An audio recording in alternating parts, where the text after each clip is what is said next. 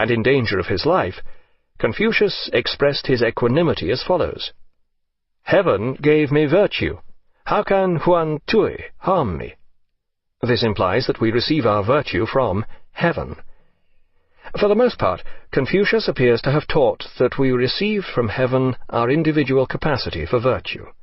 This may differ from individual to individual, but it is up to each of us to cultivate whatever moral potential we possess.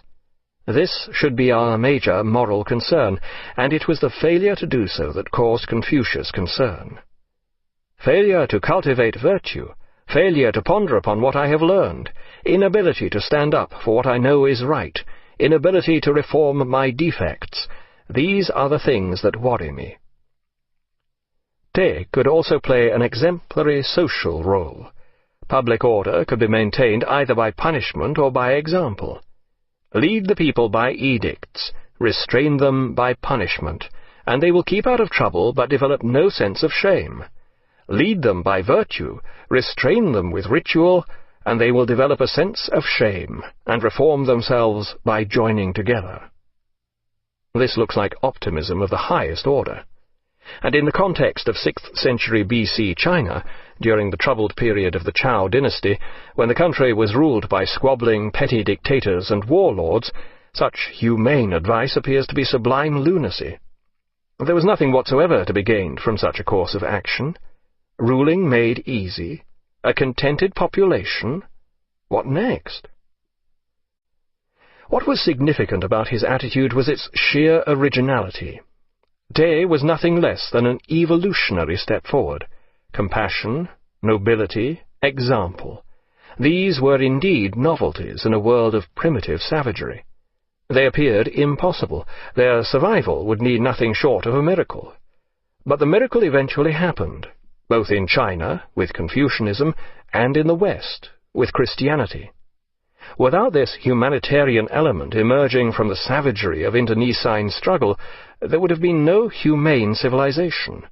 One has only to look at the bloodshed and hideousness of ancient Egyptian and Mayan civilizations, which advanced without this humanitarian element emerging.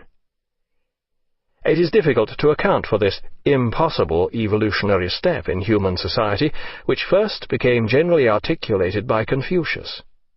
What led him to propose this new humanity? We can only guess. With hindsight, we can see that it was a way of allowing us to climb out of the mire of barbarism and fulfill our potential as human beings. Did Confucius instinctively realize this? The answer seems obvious. Confucius must have been inspired to such action by a belief in God, and a benevolent God at that. Alas, Confucius was at best an agnostic. He was all for the therapy of ritual, but when it came to a belief in God, an afterlife, or metaphysics of any sort, he remained distinctly evasive. Qi Lu asked how we should serve the spirits of the dead and the gods. The master said, "You are not even able to serve man. How could you serve the spirits? May I ask about death? You do not even understand life. How can you understand death?" Yet Confucius certainly had an unspoken belief in something. It was not transcendental, but it served much the same core purpose as any religion. He believed in the moral purpose of humanity. We have a duty to make ourselves better, to become as fully human as possible, and to become better human beings. This was the only meaningful way to live life. There were no rewards in the afterlife for success, or even punishments for failure. The enterprise was to be pursued for its own sake, regardless of the consequences. Here, more than 2 millennia before Darwin, was a secular religion utterly in accord with evolution. In its own way, this was an expression of the ultimate nobility in humanity, the pursuit of good for its own sake. Such high-flown sentiment is all very well, but how should we actually behave? Confucius was nothing if not practical, and his morality doesn't shirk from prescribing for the exigencies of behavior in day-to-day living. He advises, "Tame the self," and "What you do not wish for yourself, do not impose on others." It was a matter of attitude and consistency. Conduct your public affairs without resentment. Conduct your private affairs without resentment. We should aim to be without worries and without fear. But how? If, after self-examination, a man finds he has nothing to reproach himself for, then what has he to worry about? What has he to fear? To modern eyes, there appears to be just one damning flaw in Confucius's morality. Our morality tends to reflect the egalitarian aspects of our society, so it should come as no surprise that Confucius's morality reflects the primitive, class-ridden nature of Chinese society during the Zhou dynasty more than 2.5 millennia ago. Confucius saw morality as a matter of class. The people who fulfilled their moral potential became Zhen. These were superior people, members of the ruling class. Ruling classes have always believed they are superior people, and the ruling classes of 6th century BC China didn't need Confucius to point out this self-evident truth. On the other hand, they didn't expect people to behave as they did. Heaven forbid! Do as I say, not as I do. Morality has always been beset by the class question. It's easy enough to be good when society is set up for your benefit and protection, but when the rules are not in one's favour, one feels less inclined to be good, a fact reflected in prison populations the world over, throughout history. Confucius may have appeared a snob here, but in fact his revolutionary notion of morality did attempt to circumvent the class issue. The superior man may have been upper class, yet if you behaved as he did, there was no difference between you and him. But there was more to it than that. The superior man exhibited exemplary behaviour, in the literal sense of the word. The morality of the superior man was an example, or he simply wasn't a superior man. In this way, Confucius made his morality universal, applying to all classes in all periods. Even so, there are remnants of class distinction in some of his more practical moral advice. Duke Qing of Qi asked Confucius about government.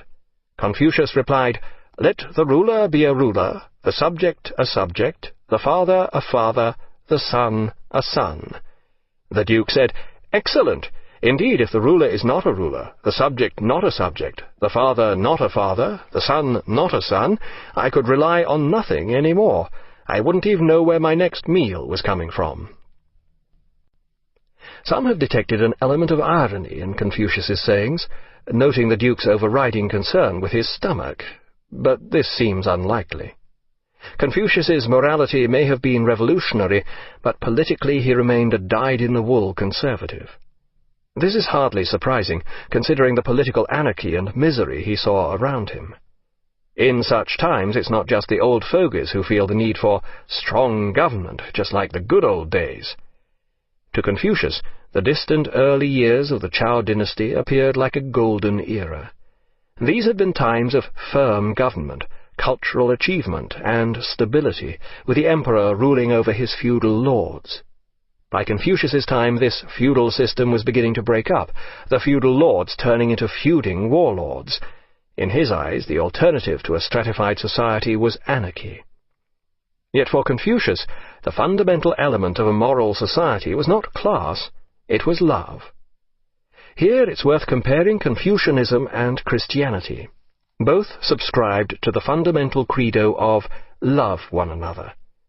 But Confucius was daring, or optimistic enough, to suggest that this could extend beyond the personal to society at large. Christianity drew short of prescribing for the state. Render unto Caesar that which is Caesar's. Christianity was to succeed as the slave morality of a vicious empire, placing great emphasis on the individual and his salvation, as well as a selfless love for others within the religion. Centuries later, such ideas would transmogrify into Marxism, though for the most part government in the Christian West would remain pragmatic rather than principled.